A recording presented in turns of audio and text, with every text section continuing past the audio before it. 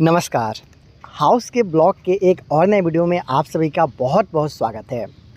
दोस्तों, आज के इस वीडियो में मैं आप लोग को एक प्लिंथ लेवल तक बना हुआ घर के लिए जो काम किया गया है इसके बारे में बताना चाहता हूँ पूरा डिटेलिंग के साथ, और साथ में इस घर को प्लिंथ लेवल तक बनवाने में अब तक टोटल कितना रुपये का खर्चा आया है इसके बारे में भी पूरा जानकारी देना चाहता हूँ।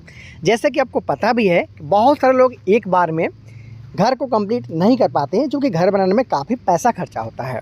बहुत सारे लोग स्टेप वाइज घर को बनाना पसंद करते हैं। जैसे कि यहाँ पे देख पा रहे हो, प्लिंथ लेवल तक का काम किया गया है, कुछ दिन के लिए छोड़ा गया है, फिर छत के ढलाई का काम किया जाएगा, फिर कुछ दिन के लिए छोड़ा जाएगा, फिर प्लास्टर वगैरह करते हुए स्टेप वाइज घर को कंप्लीट किया जाएगा। तो आखिर इस घर को प्लिंथ लेवल तक का काम किस तरीके से करवाया गया है और कितना रुपये का खर्चा लगा है इसके बारे में कंप्लीट जानकारी देना चाहता हूँ।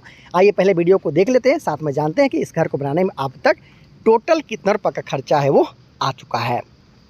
दोस्तों, इस घर के फ्रंट एलिवेशन और साइड एलिवेशन के बारे में आप जान लोगे तो आपके लिए समझना और भी ज़्यादा आसान हो जाएगा। जैसे कि ये इस घर के लिए फ्रंट व्यू है, और वहाँ से लेकर यहाँ तक का जो दूरी है वो 30 फीट का है, फिर यहाँ से लेकर जो वहाँ तक का दूरी है वो 40 फीट का है। अगर स्क्वायर फीट का बात कर लिया जाए तो 1200 स्क्वायर फीट में इस घर को बनाया जा रहा है। क्या कुछ बनाया जा रहा है, कहाँ पर रूम है, वो सारा ऊपर चल के देखें लेंगे, लेकिन पहले हम लोग कॉलम और बीम के बारे में जान लेते हैं। दोस्तों, आइए ज़्यादा लेट ना करते हुए इस बनते हुए घर के लिए जो कॉलम का इस्तेमाल किया गया है इसके बारे में जान लेते हैं। टोटल नंबर ऑफ़ कॉलम के साथ साथ जानेंगे कि इस कॉलम का साइज़ क्या है और लगा हुआ सरिया कितना एमएम का यहाँ पे यूज़ किया गया है। तो 4 आपको इस लाइन में कॉलम देखने को मिल जाता है, इजीली आप देख पा रहे हो। इसके साथ साथ 4 और कॉलम आपको अगले लाइन में देखने को मिलेगा। यहाँ पर आप देखिए 4 कॉलम आपको इस लाइन में भी देखने को मिल जाएगा। टोटल नंबर ऑफ़ कॉलम हो गया 8। उसके साथ थोड़ा और आगे आते हो तो आपको 4 कॉलम और देखने को मिल जाता है। ये देखिए, इस लाइन में आपको 4 कॉलम देखने को मिलता है, हो गया 12। उसके साथ फिर 4 उधर, मतलब टोटल 16 नंबर ऑफ कॉलम के साथ इस घर को बनाया जा रहा है। और सारा कॉलम का साइज़ सेम रखा गया है। एक कॉलम को आपको दिखा देता हूँ, लगा हुआ सरिया के बारे में बता देता हूँ, और साथ में ये भी जानेंगे कि इस घर को बनाने में टोटल कितना रुपये का खर्च आया। प्रत्येक कॉलम का रिंग को 8 mm का यूज़ यहाँ पे किया जा रहा है। ये देखिए, रिंग है, टाई है, स्टीप है।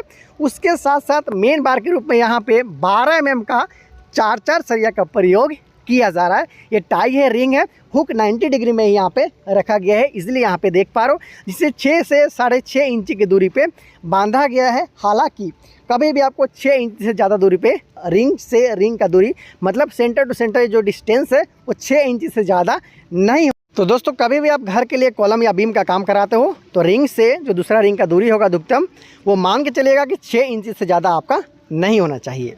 तो इस तरीक़े से कॉलम का काम किया जा रहा है। इसके साइज़ के बारे में भी जान लीजिए। ये देखिए, यहाँ पे इस घर के लिए जो कॉलम का इस्तेमाल किया जा रहा है, पूरा कॉलम वो 9 इंची बाई 9 इंची का साइज़ में यहाँ पे रखा गया है, इसलिए आप यहाँ पे देख पा रहे हो। दोस्तों, आपको ये भी बता दूंगा कि इस घर को बनाने में टोटल कितना रुपये का खर्चा आया है, लेकिन जो डिज़ाइन के साथ इस घर को बनाया जा रहा है आप थोड़ा सा उसके बारे में भी समझ लीजिए। जैसे कि यहाँ पे आपको इस घर के लिए मेन एंट्रेंस रखा गया है। जैसे ही गली के सहारे आप घर में एंटर करते हो, ये आप जैसे कि आप देख पा रहे हो, ये आपका मिल गया गली एंटर करने के साथ ही। इसके साथ साथ ये हॉल के साथ साथ डाइनिंग एरिया वाला एरिया है। देखिए, बीचों बीच ये हॉल के साथ साथ आपका डाइनिंग एरिया हो जाएगा। ये बीम को आप थोड़ा देर के लिए नज़रअंदाज कीजिए। वहाँ से लेकर यहाँ तक हॉल के साथ साथ डाइनिंग एरिया, और ये आपका मेन एंट्रेंस के साथ में गली हो जाएगा। इसके साथ साथ यहाँ पे आपको मिल जाता है इस घर के लिए सीढ़ी, जिससे एंटी क्लॉकवाइज बनाया जा रहा है। अगर वास्तु को मानते हो तो क्लॉकवाइज सीढ़ी का निर्माण कराइएगा। ये हॉल और डाइनिंग एरिया। कॉर्नर की बात कर लिया तो इस घर के लिए पहला रूम आपको देखने को मिल जाता है। लगभग 12 फीट में 13 फीट के आसपास का पहला रूम।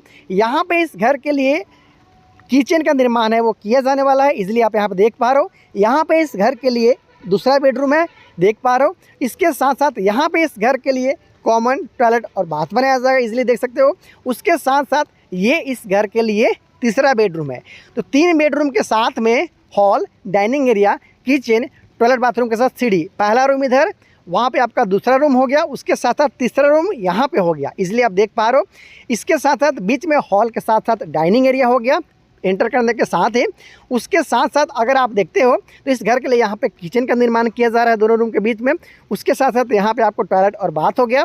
इसके साथ साथ मैं जहाँ पे खड़ा हूँ इसके दाहिने साइड में मेन एंट्रेंस के जस्ट बगल में ही घर में घुसने के साथ ही यहाँ पे सीढ़ी का निर्माण किया जा रहा है। आसानी के साथ आप यहाँ पे देख पा रहे हो। तो 3 कमरे वाला घर को 1200 स्क्वायर फीट में यहाँ पे बनाया जा रहा है। मिट्टी का भराई मतलब जो बैक फिलिंग का काम किया जाता है वहाँ तक काम करके कुछ दिन के लिए ब्रेक लिया गया है। फिर कुछ दिन के बाद यहाँ पे घर का जो ब्रिकवर्क होगा उसका काम किया जाएगा, जिसका वीडियो आने वाला दिन में मैं आप लोग को दिखाऊंगा, बताऊंगा कि किस तरीक़ा से इस घर को कंप्लीट किया गया। दोस्तों थोड़ा सा इस घर के बीम के बारे में भी आप जान लीजिए, फिर जानेंगे हम लोग कि आखिर इस घर को बनाने में टोटल कितना रुपये का खर्चा लगा है। तो इस घर के लिए जो प्राइमरी बीम है या फिर सेकेंडरी बीम है, आम भाषा में बोला जाए तो जो कॉलम टू कॉलम बीम लगाया गया है या फिर जो बीम से बीम का लगाया गया है बीम, उसका साइज़ क्या है और लगा हुआ सरिया क्या है। इनर बीम के साथ साथ आउटर बीम पे भी आप ध्यान दोगे सारा बीम का साइज़ सेम रखा गया है। 9 इंची का ये आप देख पा रहे हो कि घर के लिए बीम का निर्माण किया जा रहा है, जिसका टॉप 9 इंच का है। डेप्थ की बात कर लिया जाए, गहराई की बात कर लिया जाए तो लगभग 10 इंच के आसपास में इसका डेप्थ है वो रखा गया है। अगर आम भाषा में बोला जाए तो 9 इंची बाई 10 इंची का यहाँ पे बीम का काम है वो किया गया है। लगा हुआ सरिया के बारे में बात कर ली जाए तो 12 mm का 4-4 सरिया के साथ में, जैसा कि कॉलम में उपयोग किया गया था वैसे ही इस बीम में भी 4-4 सरिया के साथ में काम को किया जा रहा है। आसानी के साथ आप यहाँ पे देख पा रहे हो। तो दोस्तों आपने तो बहुत ही आसानी के साथ इस घर में लगा हुआ जो सरिया है, जो कॉलम का साइज़ है, जो बीम का साइज़ है, उसके बारे में जान लिया है। अब जान लेते हैं कि आखिर इस घर को बनाने में अब तक टोटल कितना रुपये का खर्चा है वो आ चुका है। दोस्तों इस घर के मकान मालिक के अनुसार इस घर को बनाने में अब तक 3,10,000 रुपये के आसपास तक का खर्चा आ चुका है।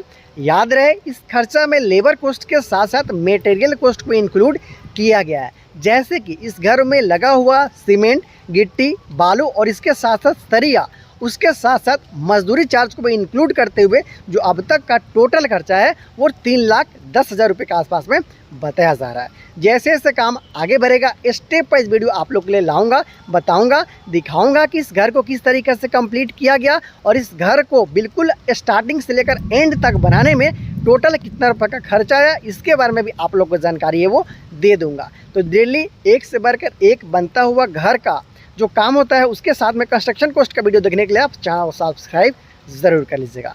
बहुत जल्दी मिलते हैं अगली वीडियो में। Thank you so much.